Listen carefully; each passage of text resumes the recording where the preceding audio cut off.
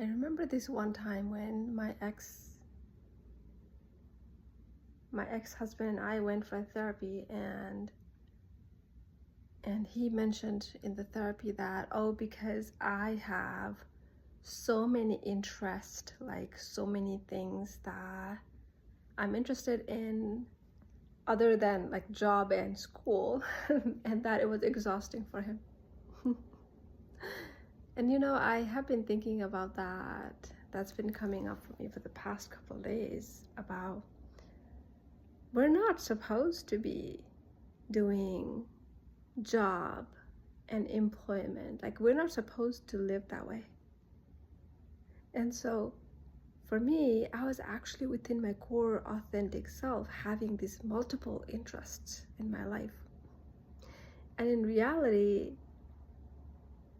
I think our ego sometimes just really self-sabotages us because we think that we're not supposed to have anything outside of job and school, that we completely are disconnected with ourselves.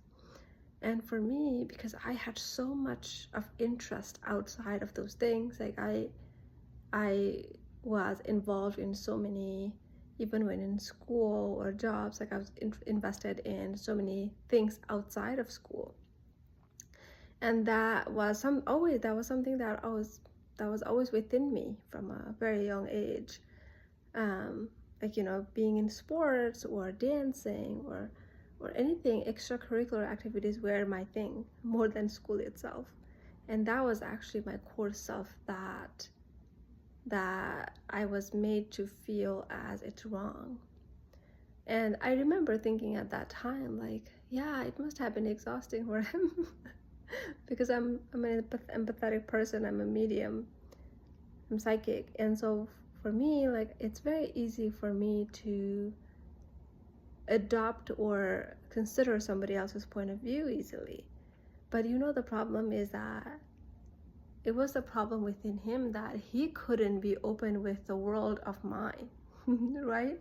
Now thinking back, like, I think about, why did I even listen to that? Like, why did I even listen to that crap? Like, then listening to myself, because that's what felt right to me, right? So I find that it's very important that we listen to ourselves. And because of the childhood traumas and the caregivers we have that constantly make us feel as we are wrong, and so sometimes, like, I felt like I grew up that way. So anytime somebody questioned me, I started to think about, maybe they're right, maybe I'm wrong, right? And so now 360, coming back to the place of being connected with myself and connected with my spirits, universe. It's like how I thought I should be was the right thing to be. I didn't need to listen to anybody else. I just needed to listen to myself. And now, making all decisions and everything that I do, like, I don't ask anybody else outside of me, just myself. And that's how I live my life, and I have been living really beautiful life.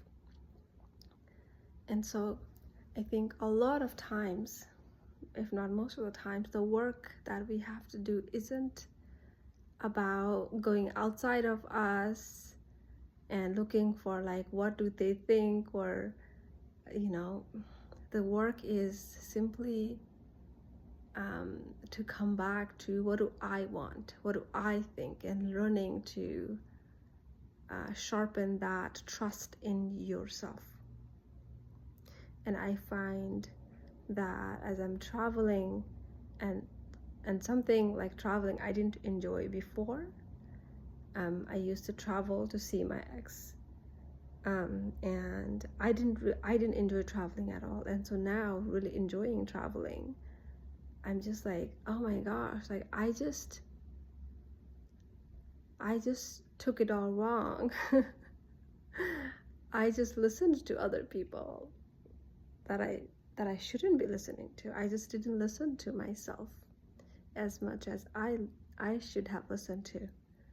And so sometimes in our life, we have to experience that duality, is what it's like to not listen to yourself and then go downhill and go through multiple mental health breakdowns and take medications for 1,000 mental health issues or physical issues. We need to experience that duality in order for us to come to a place of, okay, that doesn't feel right, that didn't feel right, and now I'm going to listen to myself.